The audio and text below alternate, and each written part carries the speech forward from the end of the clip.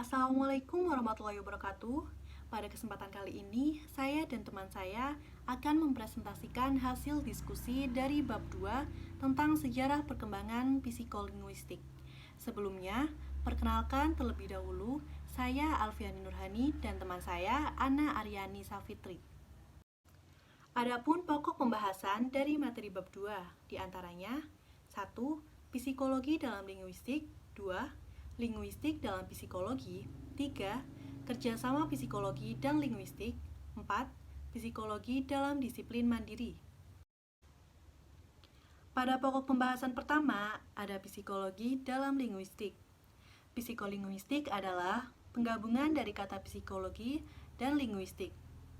Psikolinguistik mempelajari faktor-faktor psikologis dan neurobiologis. Hubungan psikologi dengan linguistik yaitu sama-sama meneliti bahan sebagai objek formal, hanya materinya yang berbeda. Linguistik mengkaji struktur bahasa, sedangkan psikologi mengkaji perilaku berbahasa atau proses bahasa. Yang kedua ada linguistik dalam psikologi. Linguistik merupakan ilmu yang mempelajari mengenai bahasa, meliputi struktur-struktur dalam bahasa, pendeskripsian suara, makna, serta tata bahasa di dalam percakapan. Sedangkan para psikologi mempelajari mengenai cara manusia menggunakan bahasa. Dalam perjalanan mempelajarinya tidak terlepas dari linguistik itu sendiri. Oleh karena itu, ilmu yang memadukan kedua pendekatan psikologi dan linguistik dinamakan psikolinguistik. Solso 2007. 3. Kerjasama psikologi dan linguistik. Pada awal perkembangannya, psikolinguistik bermula dari adanya pakar linguistik yang berminat pada psikologi dan adanya pakar psikologi yang berkecimpung dalam linguistik. Dilanjutkan dengan adanya kerjasama antar kedua pakar tersebut. Kemudian, muncullah pakar psikolinguistik sebagai disiplin ilmu. Pada materi selanjutnya akan disampaikan oleh teman saya, Ana Aryani Safitri. Materi yang selanjutnya adalah psikolinguistik sebagai disiplin mandiri.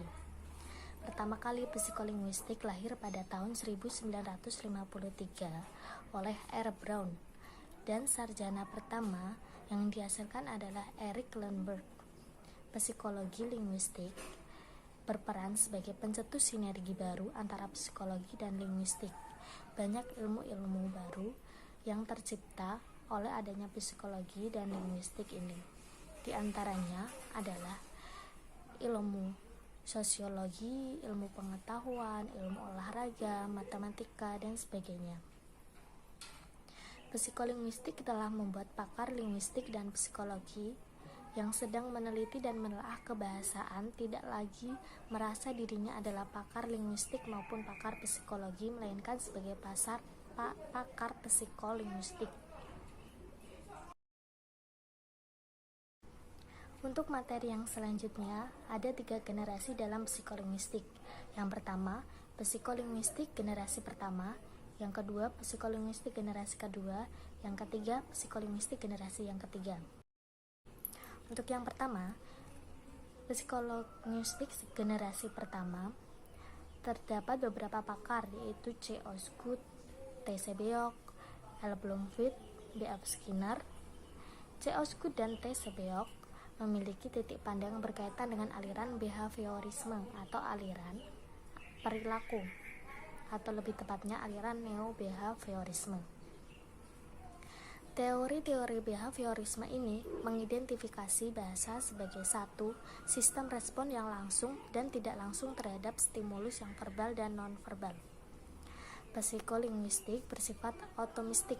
Sifat ini tampak jelas ketika Osgood mengungkapkan teori pemerolehan bahasa bahwa jumlah pemerolehan bahasa adalah kemampuan untuk membedakan kata atau bentuk yang berbeda. Untuk yang kedua adalah psikolinguistik generasi kedua. Tokoh yang berada dalam generasi kedua ini yaitu Noam Chomsky dan George Miller.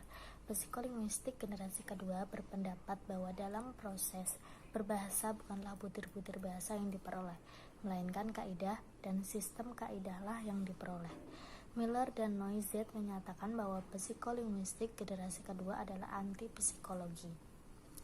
Miller dan Noam Chomsky menyatakan beberapa hal tentang psikolinguistik generasi kedua ini dalam artikel Some Preliminaries to Psycholinguistics. Lalu yang ketiga, psikolinguistik generasi ketiga. Kekurangan analisis pada psikolinguistik generasi kedua diperbaiki oleh psikolinguistik generasi ketiga, yaitu G. Weirs, dalam bukunya yang berjudul Two Problems for the New Psycholinguistic, memberi karakteristik baru ilmu ini sebagai psikolinguistik baru. Beberapa ciri psikolinguistik generasi ketiga ini adalah orientasi mereka kepada psikologi, tetapi bukan psikologi perilaku, seperti yang diungkapkan Fresh dan Avalon Prancis dan psikologi Uni Soviet. Baik, demikian presentasi dari kelompok kami. Kurang lebihnya mohon maaf dan terima kasih. Wassalamualaikum warahmatullahi wabarakatuh.